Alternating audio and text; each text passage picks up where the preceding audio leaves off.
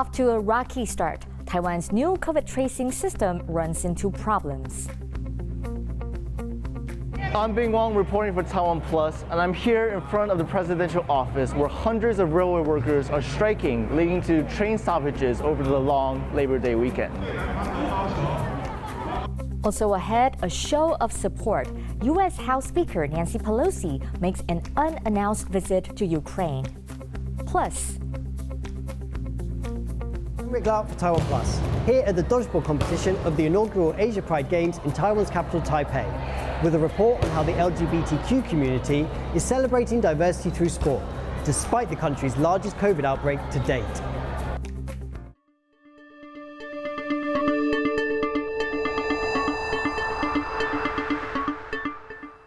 a warm welcome to TaiwanPlus News. I'm Betty Chen.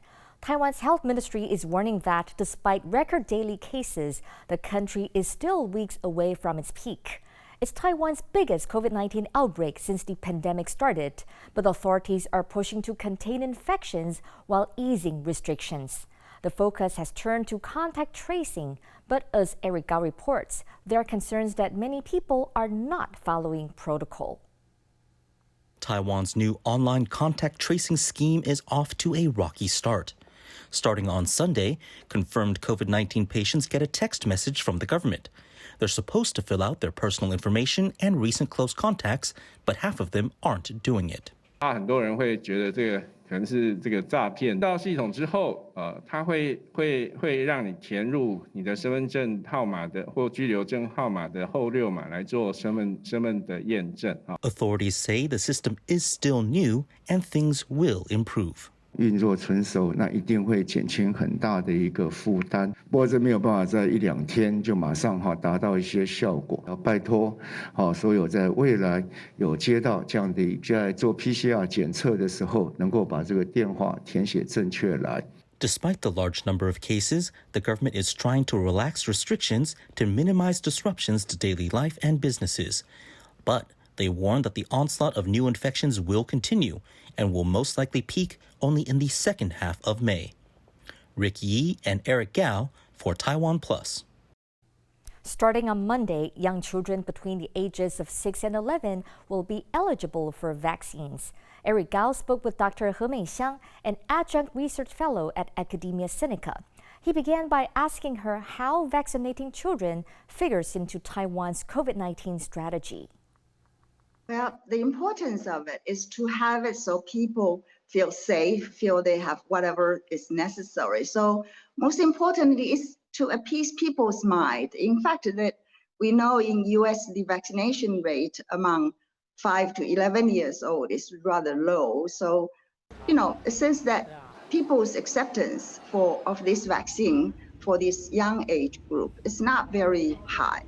And I believe that's going to happen in this country. But nevertheless, there are still a portion of the population who looking forward to have vaccines. So just to make it available, it's important. So Taiwan seems to be moving towards a living with COVID strategy. What would that look like? Well, living with COVID strategy, when we reach at some point, we should be free like current Western country. But before we get there, there's a process of getting there. As we know that the vaccination effectiveness in the real world is not very high for Omicron because the vaccine is based on the original virus. But fortunately, Omicron is a very mild virus. So in the process, we use being infected, it's just, to acquire our, what you call as herd immunity.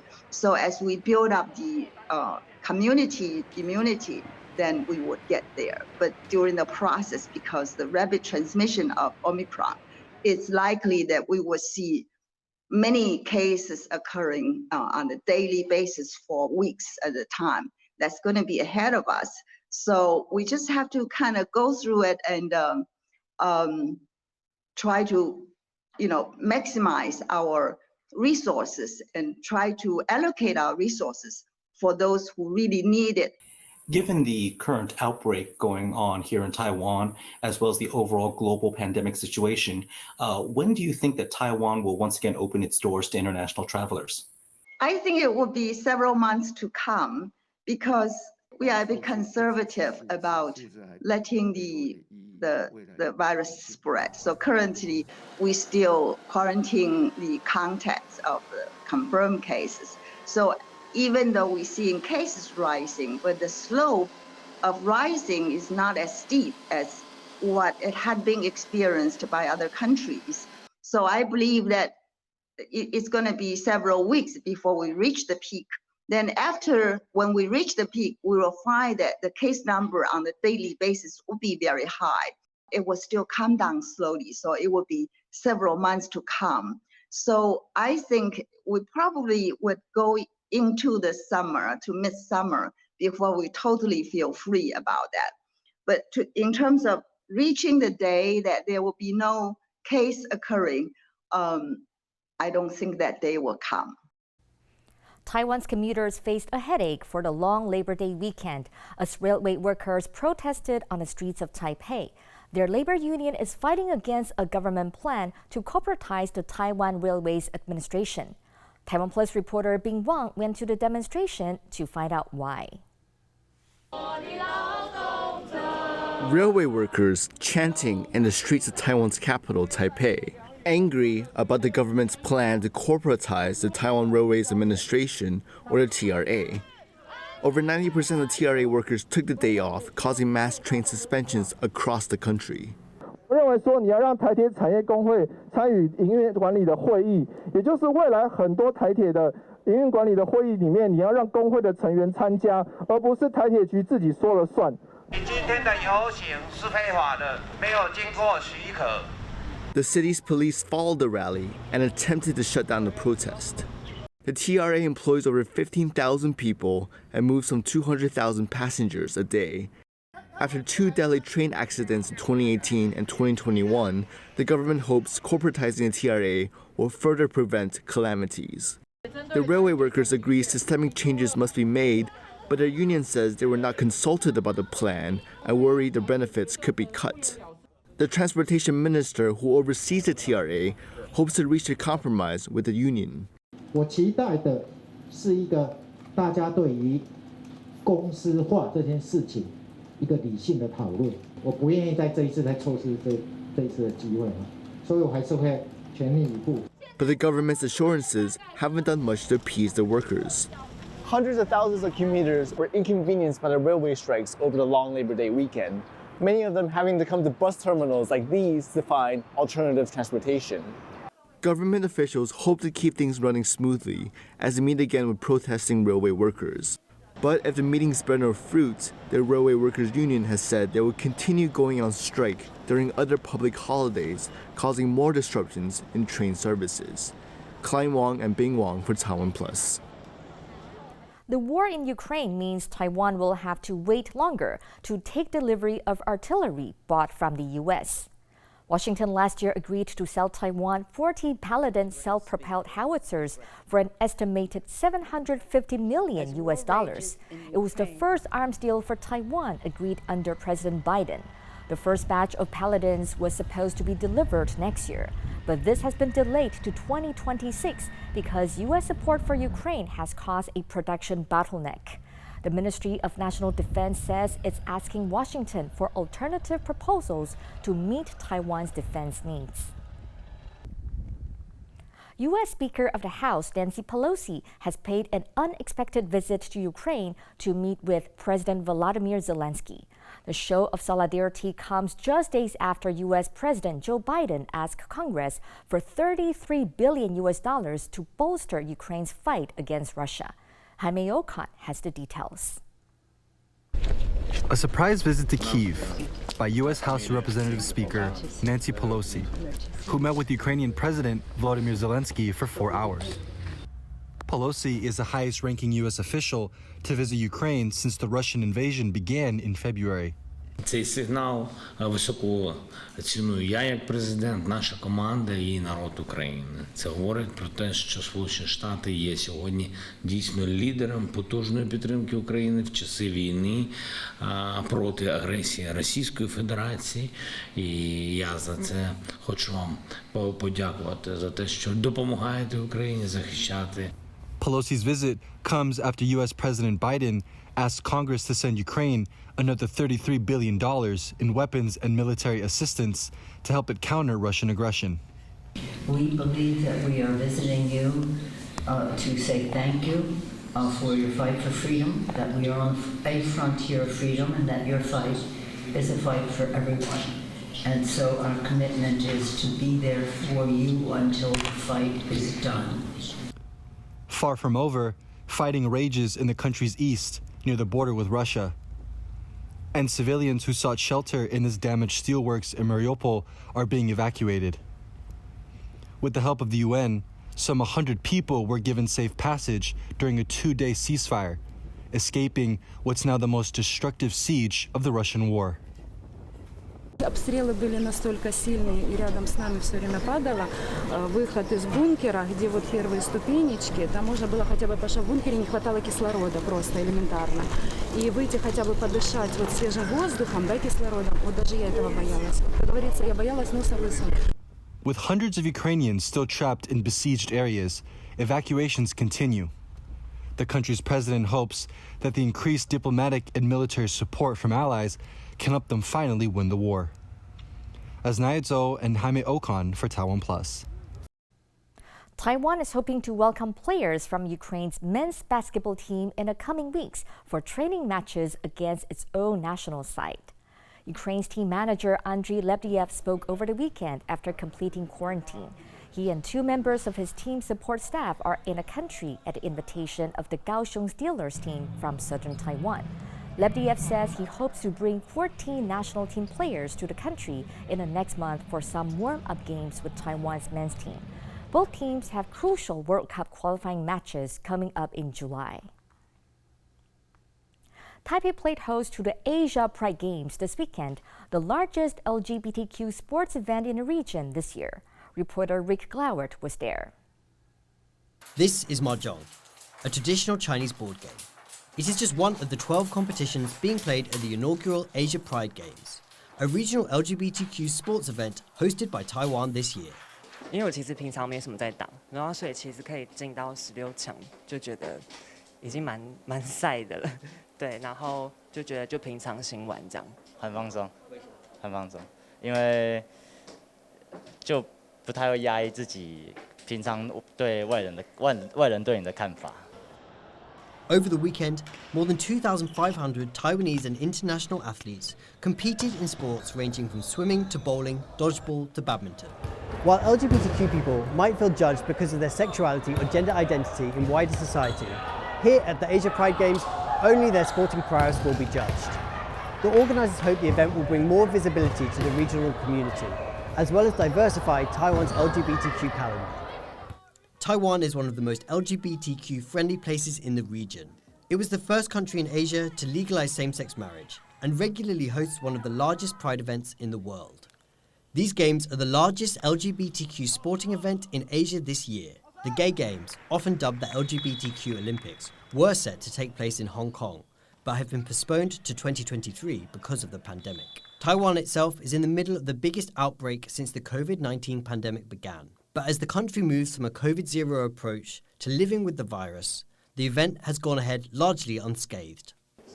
选手也都蛮配合的啦，就是下场的比赛的时候可以拿下口罩，一上场就戴口罩。然后再来就是我昨天有看到几个项目，像那个健美，我们有一个健美的比赛，那比较特别、比较感动是有非二元性别的人参加。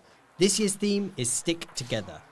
And after a difficult couple of years, particularly for minority communities like this one, to hold these games is a most welcome rainbow, despite a storm. Karma Xu, Piper Yu, Yu Jing Huang, and Rick Glauert for TaiwanPlus.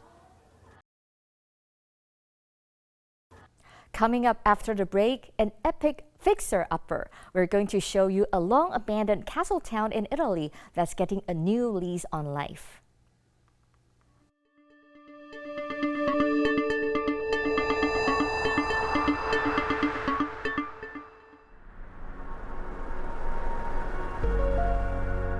what makes this island nation exceptionally punch way above its might.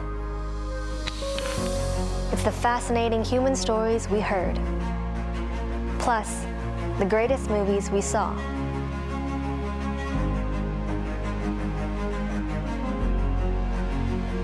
The enduring and painstaking past we learned, plus the beautiful people we met. The delightful cuisines we tasted, plus the coexistence of many cultures we embraced. The powerful, energizing technology we invented, plus the ancient masterpieces we preserved. The human rights we advanced, plus the motherland we called home. TaiwanPlus. We will continue to show you unheard, compelling stories that touch our hearts. Come with us as we embark on yet another unraveling journey to the world.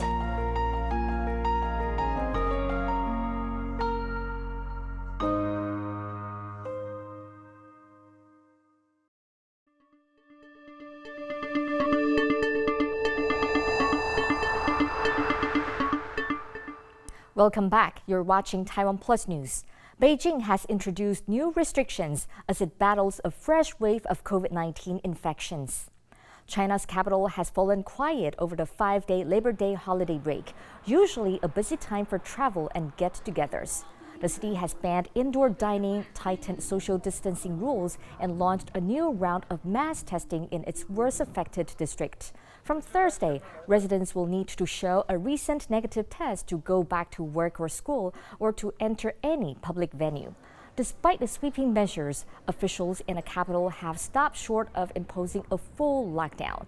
But the restrictions and constant testing have left many residents frustrated.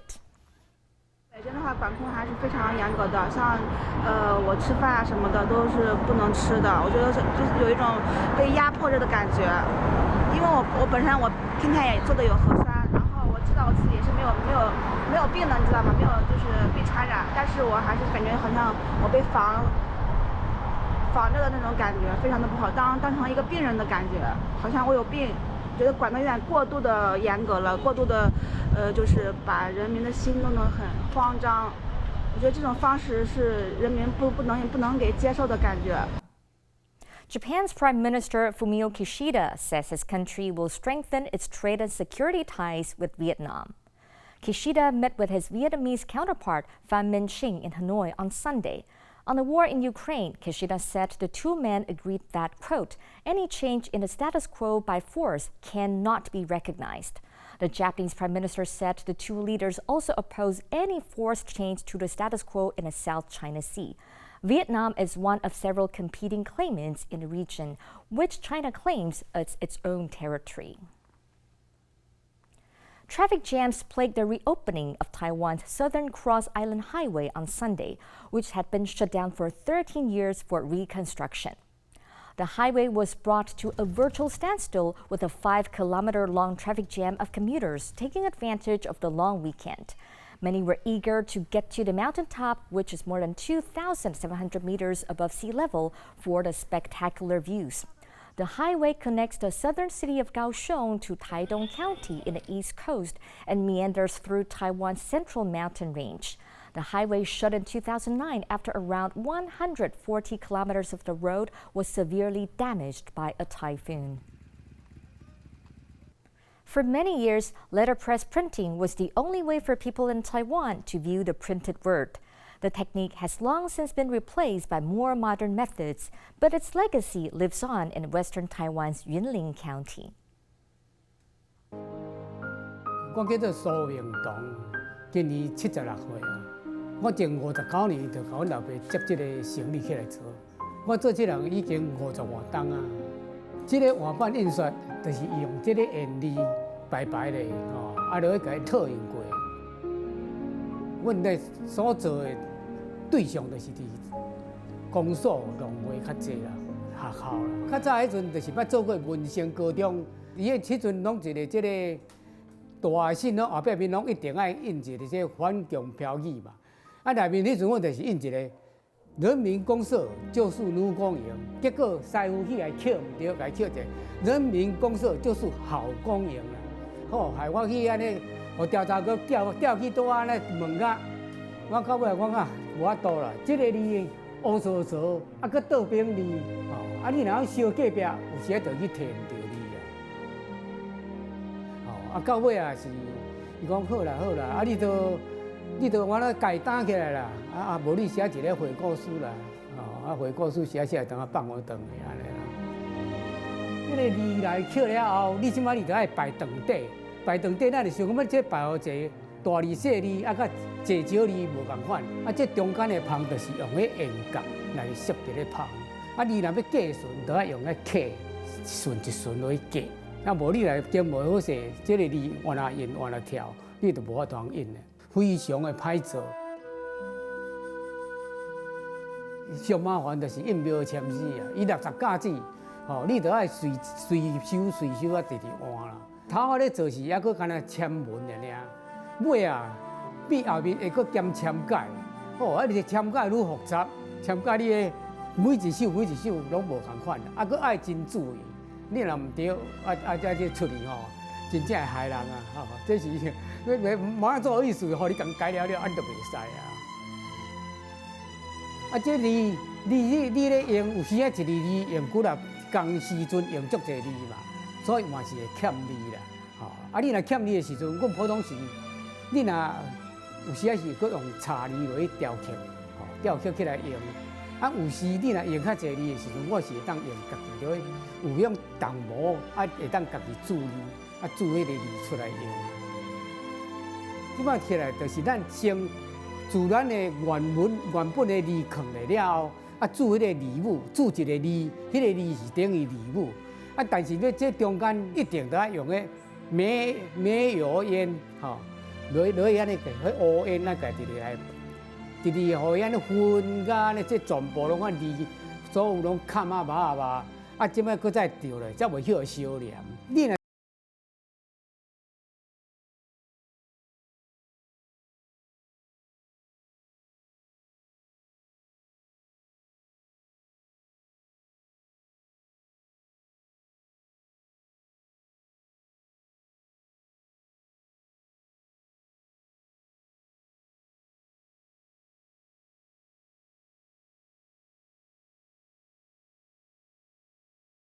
Abandoned castle town in Italy is getting a new lease on life. After being empty for decades, people are moving back in. Eric Gao takes a look at the hamlet's revival. Film buffs may recognize this location. This is Roccacalacio, a castle in central Italy that featured in the 1985 Hollywood fantasy film Lady Hawk.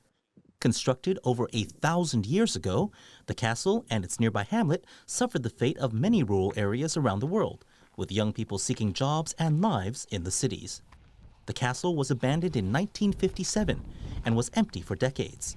But now, the medieval village is experiencing a renaissance. Ma sostanzialmente quella trama in Roccacalacio, detto in termini romantici, è una storia d'amore, perché è la storia di un ragazzino sedicenne che, andando in cerca di se stesso alle prime luci dell'alba, approdò qui, in questo luogo che non conosceva. Franco Cagnoli was so moved by seeing the sun rise over the village, he made it his goal to bring it back to life. Quindi io arrivai qua con lo scooter e vidi l'alba che accese il castello. Fu una scena fortissima che mi folgorò letteralmente e da quel giorno qualcosa cambiò. Cagnoli is one of about 80 people who moved into the village in recent years, taking advantage of the low housing prices and the quieter lifestyle. Mentre quelli della generazione precedente non apprezzavano, almeno pensavano di non apprezzare il territorio, poi magari nel cuore ce l'avevano e quindi gli torna, però nel momento in cui stavano vivendo avrebbero preferito essere altrove, poter stare altrove. I ragazzi di adesso, cioè i coetanei un po' più grandi dei miei figli, sono fieri del loro territorio e sono felici se riescono a rimanere. Life in a tiny mountain village isn't for everyone, but Cagnoli says people can make it work if they really want to. Bisogno di persone non che vengano qui perché hanno delle opportunità, ma che vengano qui e creino delle opportunità da loro, perché semplicemente sono innamorate di questi posti e ci vogliono stare, che è quello che è successo a me.